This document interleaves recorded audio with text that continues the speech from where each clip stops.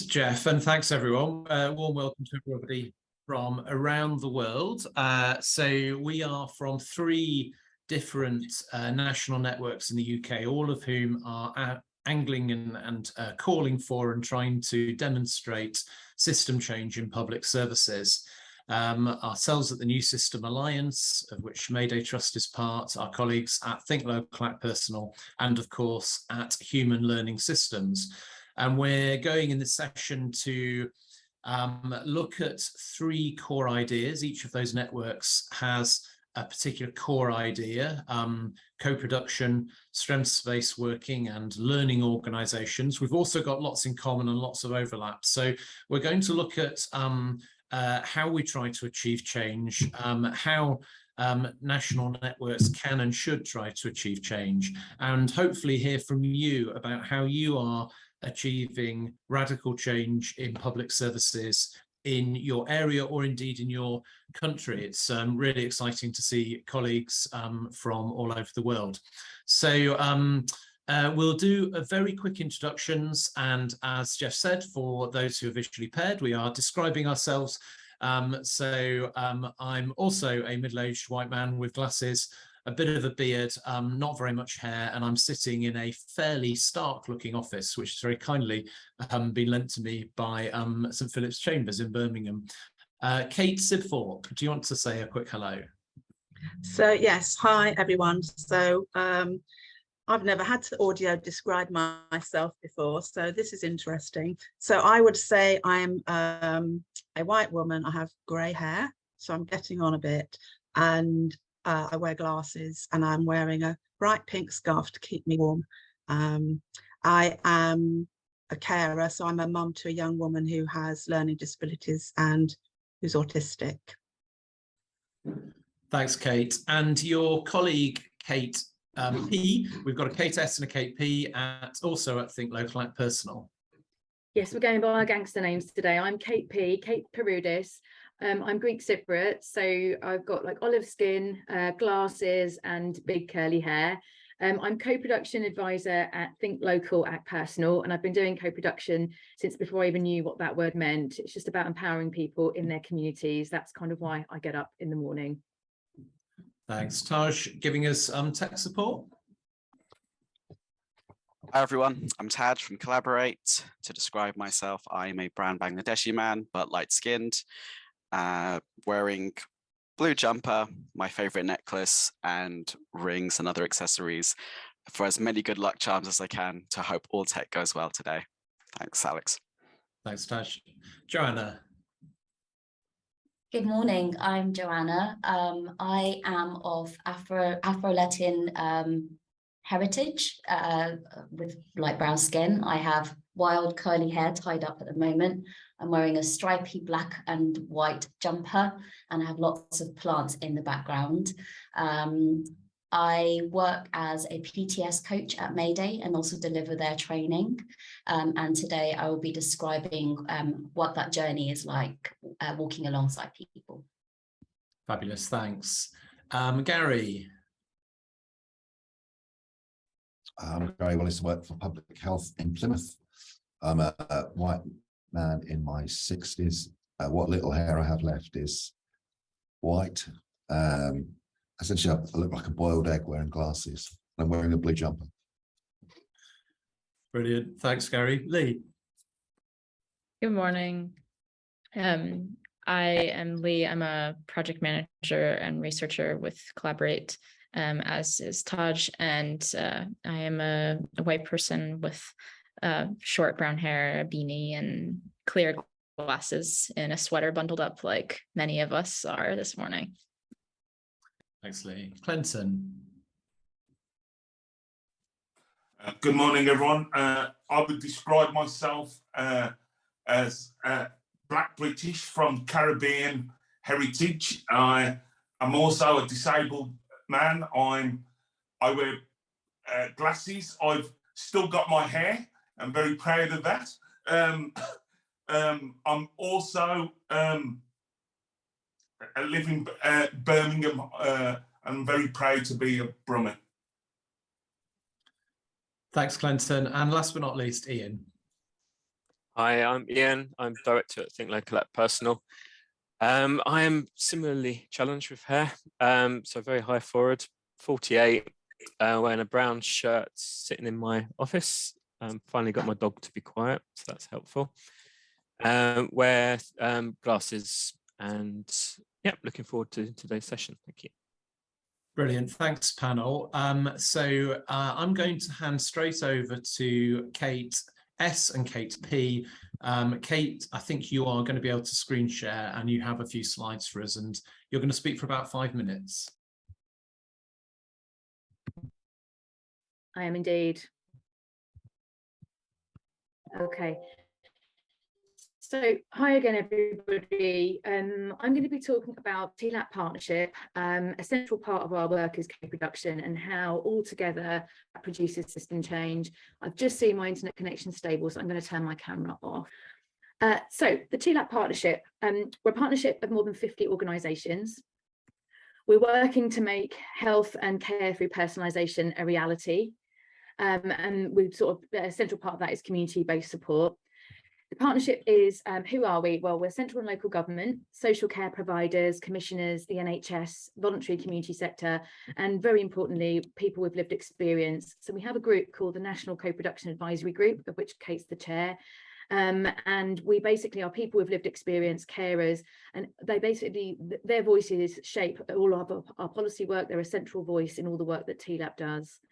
So we're in this unique position of bringing together people who use services and carers with national organisations. And essentially what we do is we're shifting care so that it becomes about having a life and not a service. And we've got this central document that we use to do that. It's a framework for what good personalised care and support look like, and it's called Making It Real. And that's what it looks like just there. I hope you can see that.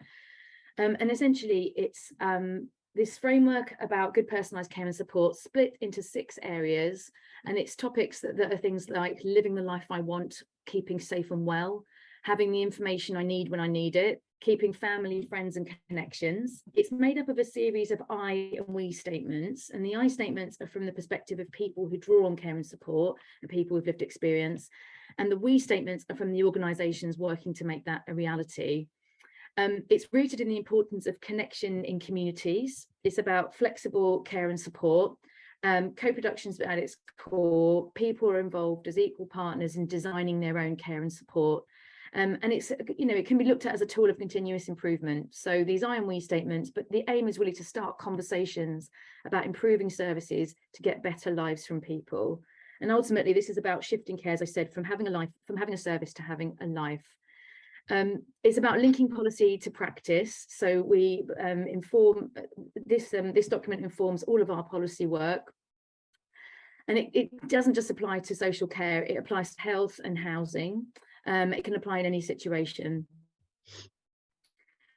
And so how we do this is through co-production, and I'm just going to put up our theory of change, which is not, I'm not going to go through it, but Kate's going to be talking a bit more about co-production in detail in a moment. But essentially the partnership that TLAP brings together is about harnessing the expertise and experience of all our partners, the providers and commissioners from across the sector. So it's the common bound vision, which is making it real, person-centred care. It produces and champions resources and materials, and to make sure everything is grounded in lived experience. It's also about challenging and empowering and providing foundation for the sector to try new things, and we influence and shape policy and legislation around personalisation. So in summary, it's about organisations and people with lived experience accessing good practice, knowing what good looks like, and having the confidence to put personalisation into practice. And essentially, Making It Real defines what the tangible shifts are, what needs to happen and change to make the vision for reforms, as the government's described in putting people at the heart of care, a reality. It's about having a workforce that's motivated, having a vibrant, thriving workforce, including personal assistants. And it's about this rhetoric reality gap. So how can we narrow what the policy ambitions are to what the realities are of people with lived experience, and making sure that that's kind of narrowed and understood in this collaborative way. And like I said, the key way that we do all of this is through co-production. So I'm going to hand over to my colleague, Kate Sibthorpe, to tell us a bit more. Kate. Thanks, thanks, Kate. So this is just one definition of co-production. What's important about it is that for us, co-production is about working with people who draw on services from the start of any piece of work that affects them. So if you're doing stuff that affects people, they need to be involved. And it's implicit for me in this definition that co-production includes people who work in services. So you've got managers and commissioners. And it's also important to not forget the people who work face-to-face with us. So why should we co-produce? There's some key points on this next slide. Kate P, you can move it on. So the most important reason for co-producing is probably the very last point on this slide. That is, services are more likely to get things right first time if they co-produce. Can the slide move on, Kate? So I'll carry on anyway. So really, it's if people have conversations with people who draw on their services, if they purposefully make space for people to come together and to think creatively about what would make a difference to people's lives, and then really listen and act on what they learn from those conversations. So for me, if organizations create these open-minded spaces, they'll know what's working, they'll know what's not working, and they'll also have a pool of knowledge and experience from which to generate ideas about what they can do. And in my experience, co-production always brings great insights and new ideas. And for me, I think as the process of co-production goes on, it builds relationships and it builds trust between services and the people who draw on them. And I think it really helps the people who work in services to stay motivated and committed to working in ways that will support people to have purposeful lives and to be connected to others. So next slide, please, Kate. So this is about the values of co-production. And we have these 4 principles which help us to think about how we co-produce. I'd just say there's no magic formula because each instance of co-production is unique. So the situation will be unique, the work you're doing is unique. The people involved are unique individuals, and the relationships between everyone involved will be forged as you work together. So for me, it's always about relationships. It's always about people connecting around a common concern, and it will always be contextual.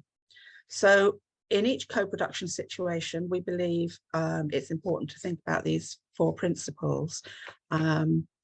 So we see everyone as an equal human being with something to bring to the situation, listening to everyone, being respectful and valuing them for who they are really matters. And the concept of reciprocity is connected to this. So how do you value people with lived experience when they're co-producing work, particularly alongside people who are paid to do that work and often paid, you know, quite large salaries? So it's really essential to be clear about payment or other ways of valuing the people that you're working with. And diversity and accessibility are, for me, are about hearing from and understanding different perspectives and enabling everyone to genuinely take part. So I'll stop there and hand back. Thanks. Thanks very much. That was a whistle stop on a huge subject, but we've got some more time, and we're really keen to keep some more time for the questions later. So hopefully people are starting to think about questions and also things that you want to share from your experience from the chat. I can see a floating applause going up. That's a new Zoom feature, which is quite exciting. So I'm going to tell you a little bit now about the New System Alliance before handing on to Gary, who's going to talk about human learning systems. So hopefully people can see my slides, and I'm looking for somebody on screen to nod. Thank you, Kate. So the New System Alliance brings together 3 core organisations across the UK and nearly 500 participants now. And our goal is not just to improve public service systems, which we believe are in many ways broken, but actually to replace them with systems and services that feel more human. So this was founded from Mayday's experience. Mayday was a traditional support and accommodation providing charity working mainly with homeless people. And we embarked on a deep listening exercise, which became Wisdom from the Streets, which you can still find. There's a number of wisdoms now on our website. And we asked people not just about our services, but actually about what life was like and the role that we were playing. And what people told us when they were really able to have that different kind of conversation is that what we were doing wasn't working for them. It wasn't helping them make long-term changes in their lives. And actually, the way that we and other charities were working was perhaps part of the problem. And they identified 3 problems in particular, that we were obsessed by people's problems and typically one problem at a time. And that meant that we had an overinflated view of ourselves. We believed that we could fix people and perhaps only we could fix people. And we were segregating people into specialist services and activities that can be very hard to access, but actually very hard to leave and very risky to leave if all of your support, but also many of your relationships are wrapped up in those services. So we set about looking for a different model that wouldn't behave like that, that would offer a different kind of help. And we developed over 10 years a model we call the PTS response, which stands for person-led, transitional and strengths-based. The idea that it would be based on a relationship first. So we're really interested in the impact we have and in the outcomes that people are able to create, but that's not where we start. We start with the relationship, a relationship that people can choose, that they're in control of, that's on their schedule, and that has as little as possible of the rigmarole and bureaucracy and hoops to jump through that many support relationships have. Having got that secure, trusting relationship as the foundation, that can then lead on to all sorts of things. And that journey's by its nature is different for different people, but it can be around their well-being outcomes, their personal well-being. It can also be about their connections or reconnections to people who are important to them and to activities in the community. There is a community building element, not just signposting people to things that may or may not be there, but helping them to build what's really meaningful for them. Access to personal budgets, small amounts of easy access money to unlock barriers. And for some people, that can be a journey towards having more power, towards not being able to shape and reshape their own support, perhaps also to influence local services. But for us, this is also about building into, with our partners in the New System Alliance, using that different conversation, that wider range of voices to start to reshape public services at not just a local, but also a national level. So I'm going to bring in Joanna, who is going to talk a little bit about what that means from the perspective of somebody who's carrying out the PTS response as a coach. So Joanna. Thank you, Alex. I have made some notes. I'll be looking down. Otherwise, I get a little bit carried away with myself. So I guess that the best thing about coaching is, or the highlight of coaching is that you become an ally, a listener with no hidden agenda when you begin the coaching relationship.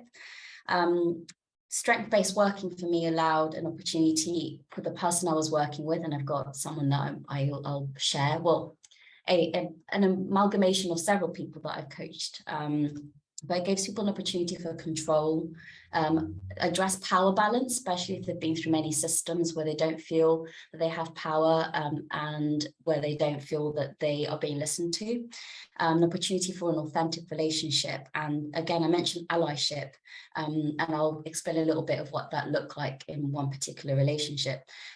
So the case study that I'm bringing is someone who was facing an eviction. So there was a housing service element, someone who had recently been sectioned and were under psychiatric care, and was labelled as a non-engager with complex need. They had quite a high drug use per day, and labels like dual diagnosis, complex needs, all those sort of things.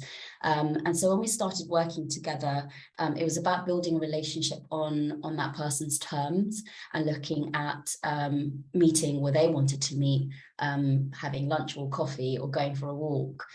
It was about understanding the barriers that they were facing, and offering to sit alongside them and walk alongside them whilst they were facing some of those barriers. The allyship that I talk about is supporting that person in challenging and talking through what does challenging look like, whether it's sitting with them in a meeting or whether it's practicing what that challenging looks like, but testing out why that challenge and validating some of that. For one particular person, it was challenging sort of their autonomy within a psychiatric system and what that treatment would look like, and sitting alongside them and saying, well, yes, actually what you've got going on, well, we should challenge this.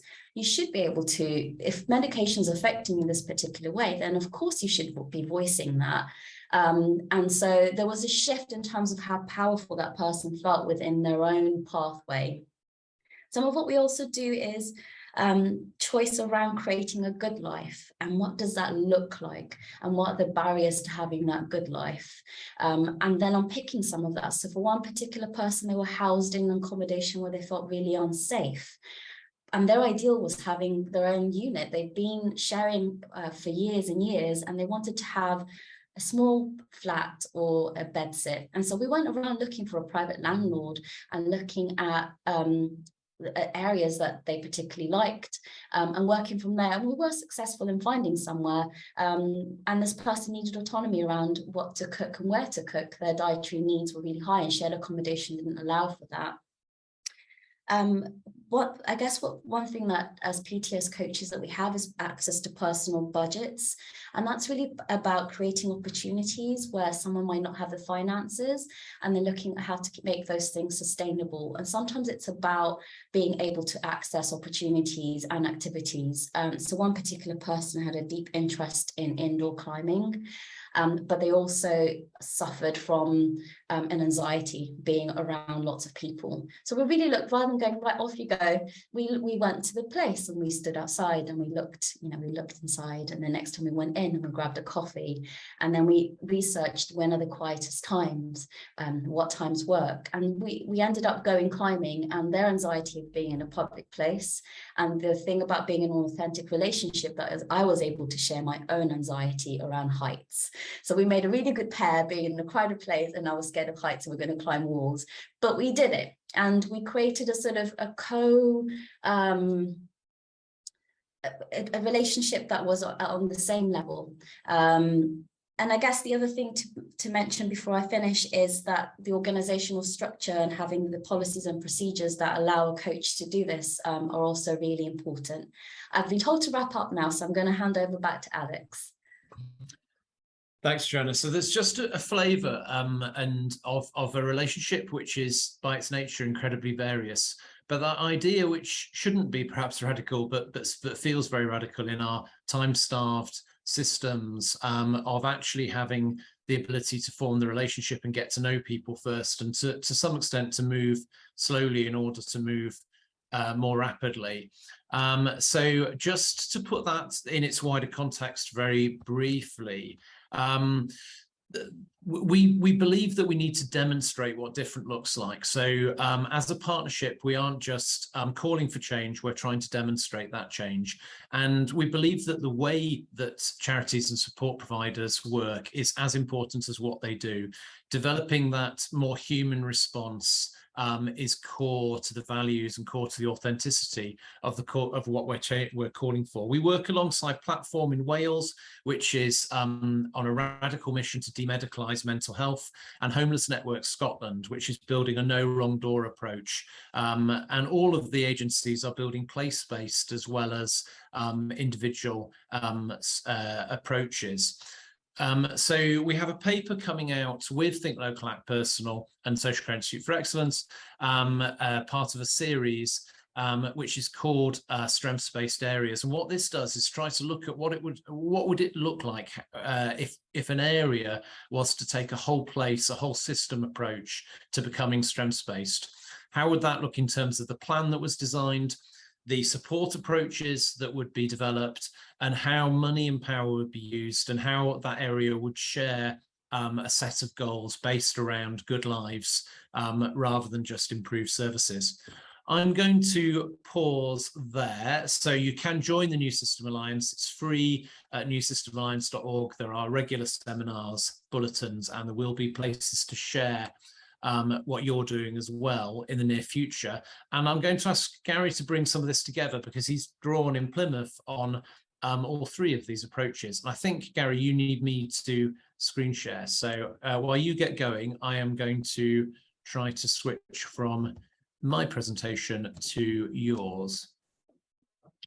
Okay, so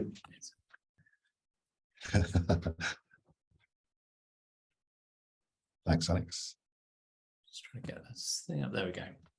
Okay, so I'm going to kind of talk about some general principles of human learning systems, but also how that applies in our place, which is Plymouth City. So essentially, we recognize, I think all of us presenters today recognize that new public management is the problem, that actually all of these things are attempts to mitigate or overthrow new public management. New public management is the name for the model of public service delivery that we work in. We've been working in for about 30 years. And lots of the bad things we're all kind of talking about flow from that. They don't intentionally flow from it, but they are a result of kind of some of the assumptions it makes. So essentially, it's really focused on three things, and they are metrics or measures or targets, markets or competition. And if you've got lots of markets and you've got lots of metrics, you need lots of managers to performance manage those things. There is little or no evidence to say it kind of works in any sense that we might understand if we work in complex human systems. And that's largely because it makes linear assumptions about causality. So it assumes A causes B, and if we do a kind of linear intervention, then people will get better and leave systems, which most of us who work in these systems realize is not the case. It tends to function in hierarchies, and that tends to deny staff the three things we know staff need for a happy and fulfilled work life, and they are mastery, autonomy, and purpose. And mastery is the ability to be good at a thing. Autonomy is having some control over how you work, and purpose is the sense that you are actually making a difference.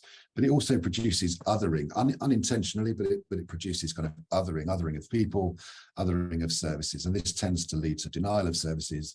It tends to drive routinized approaches and kind of packages of care. And actually what we would contend in the HLS side is that what we need are thoughtful approaches. Next slide, please, Alex.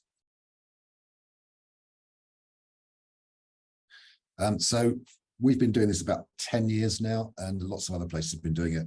And this is kind of some common learning that we've gathered. And the first is the kind of targets we set tend to be quantitative proxy targets. So essentially, they don't really bear any relationships to the actual lived experiences of people. So things like in a smoking service, you might say we're going to measure 4-week quit. So that's people who stop smoking for 4 weeks. Well, anyone who's ever stopped smoking will tell you 4 weeks is not really a quit, but we tend to measure those things we can measure. And then we have really kind of simplistic and actually quite divisive ways of performance managing those. So essentially, commissioning was acting as a problem setter. The way we commissioned ultra competitive markets and the way we performance managed targets was actually driving out what you need in systems, which is cooperation. So it's about recognizing that in complex service areas, services can deliver outputs. So they are useful things for people, but they can't on their own deliver outcomes because people tend to have multiple issues, 3 or 4 things at once, and you can't manage those sequentially or in silos. Much of the practice in services was highly routinized, and it didn't require, all these highly competent and highly trained staff. You really don't have to think very much. They do, the person goes in, they tell their story, the staff member, all they need to do is a little bit of package recognition and then match them to a service, or increasingly deny them a service because they've not reached a threshold. So what we're trying to do in the Human Learning Systems Collaborative, but also specifically in Plymouth, is work to try and incentivize cooperation, to develop ways of including all actors in systems, and to work really hard to understand value rather than targets. And our key kind of assets in that process are experimentation, thoughtfulness, and learning. Next slide, please, Alex. So the kind of what else can we do, the human learning system things. So the first thing is to understanding complex adaptive systems.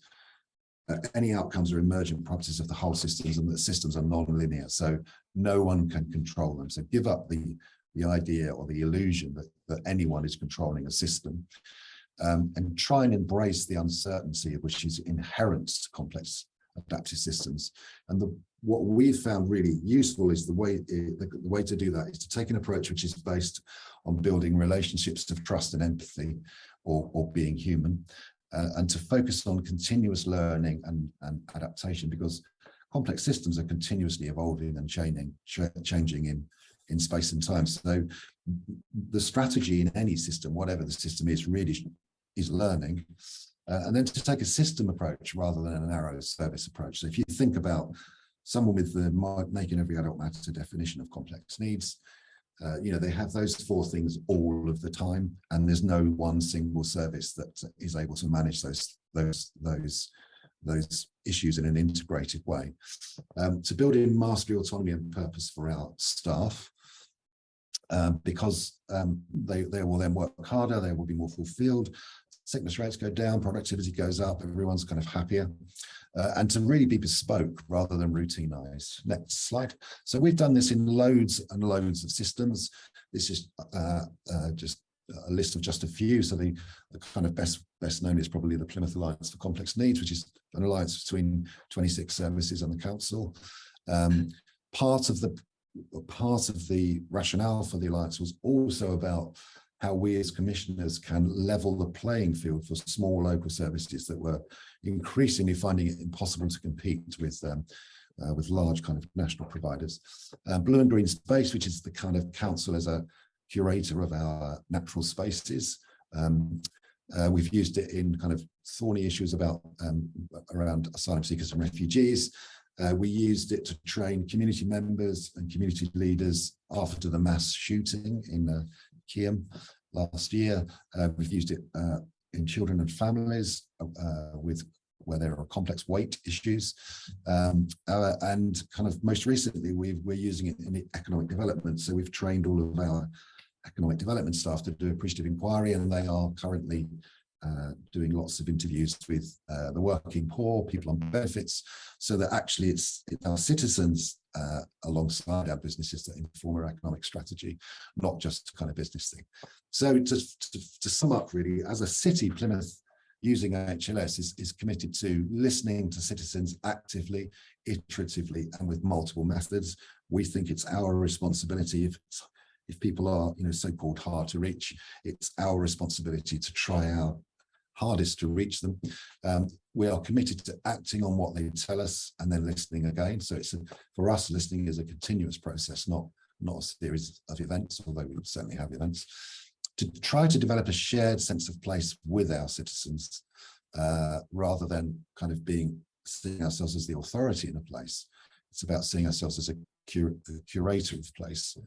We're committed to critically examining all of our service responses, to forming kind of broad-based partnerships with a range of partners, to invite them into our place to work with us, alongside us, to being compassionate and trauma-informed as a city, and that includes examining all of the ways we as a council contribute to trauma and are not compassionate, and to try and change that. And the way we do that is through experimentation. So we're committed to experimenting with forms of service, with the functions of services, and with the conceptualization of issues. So, and that includes moving away from problem or deficit-based ways of conceptualizing to much more asset and strengths-based ways. Thank you very much. Fabulous. Thanks, Gary. So, and thanks to the speakers for rushing through some really big topics. There's there's themes emerging. I think this theme of being human. There's something really interesting here about scale. How do we create change in really large, complex systems, but without losing sight of the fact that what really matters is we've all talked about relationships. It's about what happens in that relationship between people offering help and people who wish to get help. So Jeff, I think you're going to try to draw out some of the questions that have come through the chat and through the Q&A. So over to you. Yeah, so there's fantastic comment and contributions to the debate in the chat, which everyone can see. But there's I'd say there's really the questions, well, largely there's a couple of nuances to this, and there's a question about power, which we should attend to. But largely the questions are all about how. It's like, we get the theory, it all sounds great. But how do you do it? Now, some of that you've obviously spoken about in the responses that you've already given. There's some specific questions about how do you engage communities? How have you got commissioners on boards to get them to shift away from targets? How have you dealt with GDPR concerns when you're working in an alliance or a flexible structure? Does anyone want to comment on emphasizing either answers to those particular questions I've raised, or more generally advice on how? So I think it feels like we've talked about how at three different levels. There's a how in terms of what does working differently with citizens look like in that design, whether it's designing individual support or designing whole systems. There's then the how in terms of the organizational, that learning loop that Gary was telling us about. And there's something about how it's sort of influencing whole systems as well, and how power works, which maybe links to those questions about power in co-production. Clinton, did you want to come in on any of that? And I don't know if you've seen in the Q&A, there were several questions along the lines of how do you address power imbalances in co-production? Is there a risk of just creating different kinds of power imbalances or perpetuating them? Thank you, Alex. I'd just like to look at the power dynamics and how we use language. Language is really important, and it changes that relationship that we have with organisations and the people that represent the organisations. And if we, I've heard the term hard to reach. People aren't hard to reach, or communities aren't hard to reach. It's organisations and systems of the mechanisms they create that are hard to reach, that to enable people and communities to be heard and seen.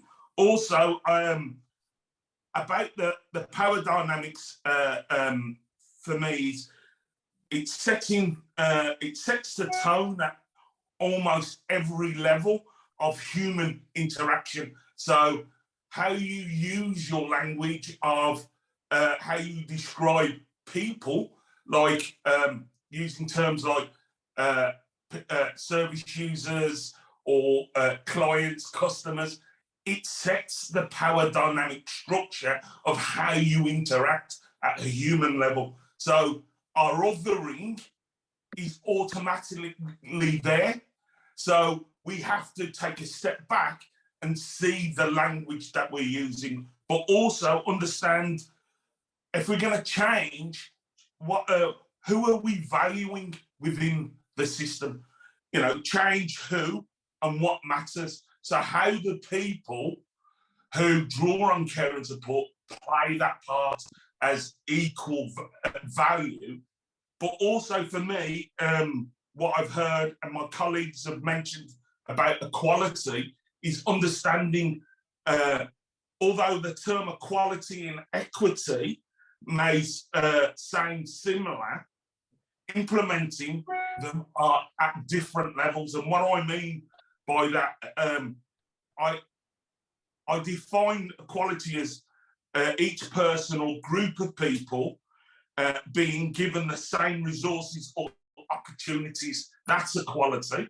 But on the other hand, equity recognises that each person has a different circumstance, and allocation should be to each and exact resources to that individual and groups, so that they have the opportunity they need to reach that equal outcome.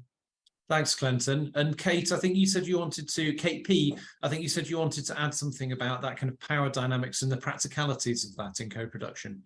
Yeah, something I talk about quite a lot when I'm running training sessions on co-production is this idea that co-production is a way of equalising power imbalances. So if you think about staff and professionals having resources, having colleagues, having structures that support them, and people with lived experience in communities don't have that, co-production is a way of kind of equalising this power imbalance. And a key way of doing that is properly rewarding people for their time. It's one of the pillars that Kate talked about, this idea of reciprocity. It's a bit of a jargon word. If you put something in, you get something out. And actually people often don't want to be rewarded just with money. Most of the people that I work with just want to see real change, and they want to see really concrete ways that what they say and their time and their input, where it's being taken, how it's being used. So it's this continuous feedback loop that sees that they're actually affecting change within their communities at all different levels. So it's just about sort of rewarding people and that kind of continuous feedback. It is about having diverse groups of people. So Alex, you made that point about, in terms of the practicalities, does co-producing create new problems? Well, you can kind of mitigate some of that by having diverse groups of people with experience of co-production, people who've never done it before, but also diversity of experience, because you're more likely to have this kind of like varied level of skills. Everyone's coming with new perspectives, and you're more likely to arrive at a new and possibly unthought of perspective. So that's one way to mitigate, and having, really good systems for recruiting people, refreshing groups, so it doesn't become, the usual suspects. Yeah, just some ideas practically. And my advice is always just start. If you've got an idea, a germ of a seed of an idea, that's the time you should start bringing in citizens and people in the community, when it's that germ, that seed. In reality, there's, we talk about having a blank sheet of paper approach. In reality, that's quite hard to do, but it's at the idea stage. That's when you should start having conversations with citizens. And I think some of what we're doing through co-production is addressing the lack of representation and diversity that's typically in teams, particularly commissioning teams, people with power. It's something that we've certainly thought about a lot at Mayday. Joanna, you had some thoughts, I think, on particularly working with people who've experienced high levels of trauma and sort of co-production. Yes, thank you, Alex. I think that sometimes the systems and the things that we put in place to support people going through trauma can both be empowering, but it can also be quite damaging in terms of how some of those materials are used. So, for example, whilst you might support someone in talking through their trauma, that there is a power imbalance in that you are the paid professional, then how you use that story. So for example, a lot in commissioning, in fundraising, language, people are often looking for that sort of juicy story, or they're looking for the thing that's going to give them leverage so that you can get funding or have access to a specific silo, and just being mindful of our role in that when we are working in these very intimate, intricate relationships. And then how do we use someone's story, and how much autonomy do they get over their story and control over their own trauma? And I've seen some beautiful pieces of work where someone's allowed to, given a space to create beautiful artwork to talk through their trauma, and then all of a sudden that piece of artwork is then plastered as little postcards, for example, as a fundraising bid, and that person's story then leaves them and they have no control over it. Sorry, I could continue. So I think that ownership, that's a genuine ownership, and that being not a moment in time. We often think of people's stories as sort of this in service land as being this moment in time that's there for the consumption of people in positions of power, but actually that's there forever, and particularly in a world where things are online and live forever. Ian, I'll bring you in quickly, and then I know Jeff's got a couple of questions for Gary, I think, and for the Plymouth experience. Yeah, I'll be as quick as I can.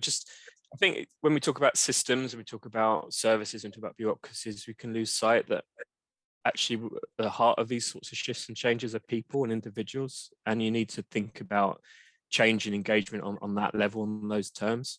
So people need confidence, they need trust, they may be unsure, they may have Reservations may not really understand, they may understand the terms and the ideas, but that whole question of how can be a massive barrier for people really engaging and doing it. So I think you need to recognize the individual bit of it. So build the awareness, do the work to get that interest, engaged, listen, hear what people's concerns are, talk about what's wrong with the current way of working, like Gary articulated so clearly, and be prepared to start small and build that confidence and trust and showing the benefit. And I think something like TLAP and some of the other examples we're hearing today, we're able to have a look at a much bigger canvas, so we can sort of pick out those areas that have tried something and it's worked and there's learning, and we can build that into a narrative, into a story, and share that much wider. So that's a really effective way where national networks can help local change, because it can connect people to those stories that will get that buy-in, and open up opportunities for people to take a first step before you even get into like the building up the knowledge and then testing out and building the ability. And the more that we can do to try and reinforce that kind of confidence building or willingness to try something different and new, then I think that's a massive part and often underspoken part of how we're going to make this stuff move forwards. And we're all small partnerships, small organizations with huge ambitions. And I think it can get really overwhelming. There can be this sense that we must be building up to some huge bureaucratic or organizational change. And I think what I'm hearing from you and from others is really, what really matters is the relationship in our support services. When people come together who are looking for help and who are offering help, what kind of relationship are they able to have? Do they have to have a very brief, tightly boundaried professional client, power imbalanced transaction, or can they have that much more human, empowering and equal relationship? And then the question is, how can you create the structures in which that sort of relationship is more possible for more people? Jeff, you had a couple of more questions from the chat, I think. Yeah, there's a few questions in the chat, Gary, looking at you with a kind of a degree of envy, you know, the enlightened environment that you're working in. Questions about how you've got commissioners to think in this different way about targets, and also how you've overcome barriers and tried to get, you know, to shift in this direction. You talked about this being a 10-year journey, and I know what you're talking about now is not where you started. So do you want to explain a little bit about how that journey's gone in terms of softening up the ground and making it more possible for these kinds of practices to thrive? Yeah, so the first thing to say is Plymouth is integrated with the CCG, so all of our money is pooled into legally pooled into a single heap, and we're all co-located with and do integrated work with NHS colleagues. So before COVID, we were all on one floor of one building. As part of that process, everybody, all the commissioners, I'm a commissioner, did a 9-month systems leadership course. So that kind of, the thing about courses is, you'll always get, I mean, everyone kind of loves them, and then you'll get 2 or 3 people who are really transformed by them. And it was really those people. So the ground was kind of set because everyone had done it. And then there were 2 or 3 of us who really wanted to actually do something. And what the systems leadership course did, it involved lots of learning through listening. So everyone was trained to do appreciative inquiry, and then you go and you speak to them. What you find is the system isn't working for anybody. But there was also a realization that all the things we had done in the past had got us to this point of crisis, and that actually the old adage about if you do what you always did, you get what you always got, kind of people realized that, and essentially what we were able to do was ask for an experimental space, which turned out to be the Alliance. It wasn't the Alliance at the time. So that was a space that was big enough to prove a point. So it was about £9 million worth of contracts, but not so big that if it went wrong, it would break the bank.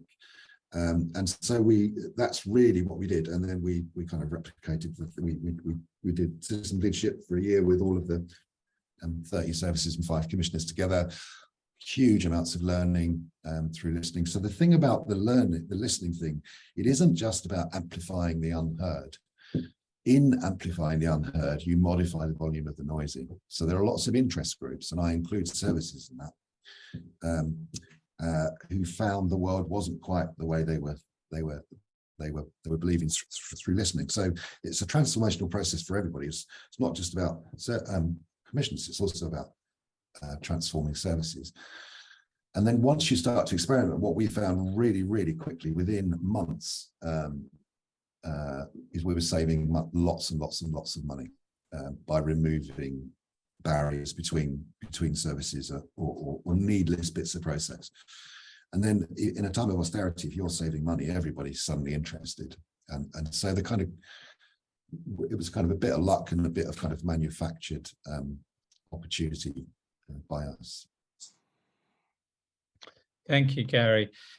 There's quite a lot of people that have asked questions. I just want to check back in with you and to see if there's anyone who feels that their question has not been, lots of the questions haven't been answered directly, but if they're in general, if the questions haven't been answered, or if you've got a question or a comment on your own practice that you would like to share with the group, we just got a very couple of minutes if anyone wants to come in.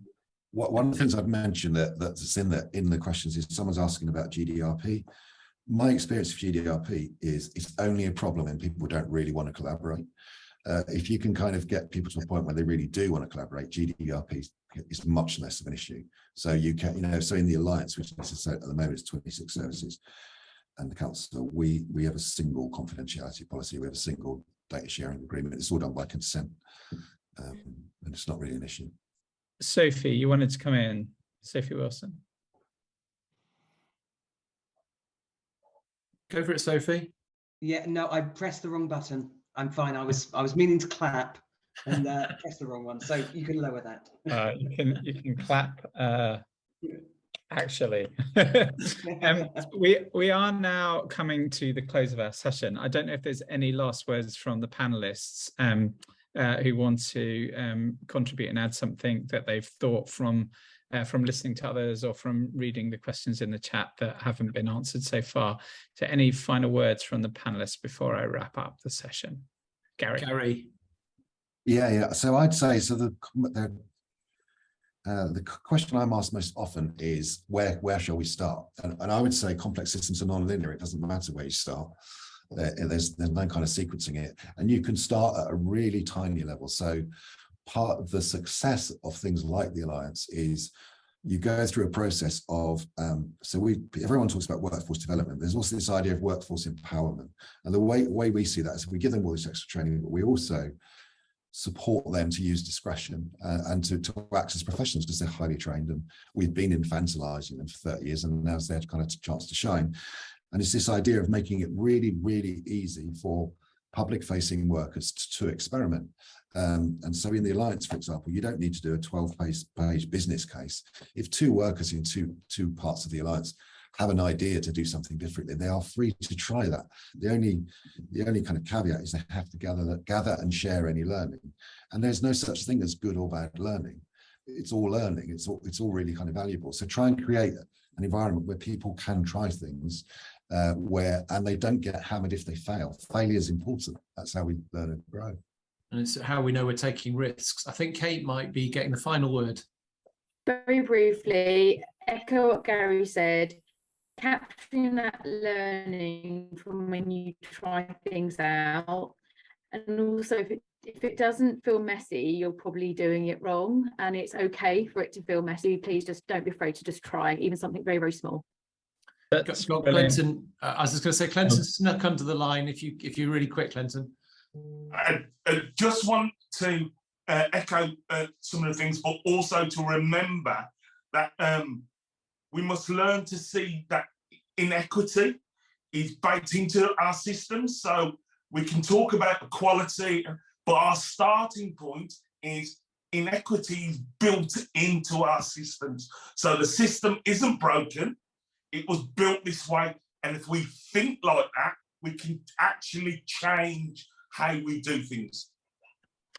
That's an amazing last word to finish on, and some really good contributions at the end there. You don't have to, start somewhere, experiment, try, and learn. I'm now just going to post a survey in the chat for people to fill in.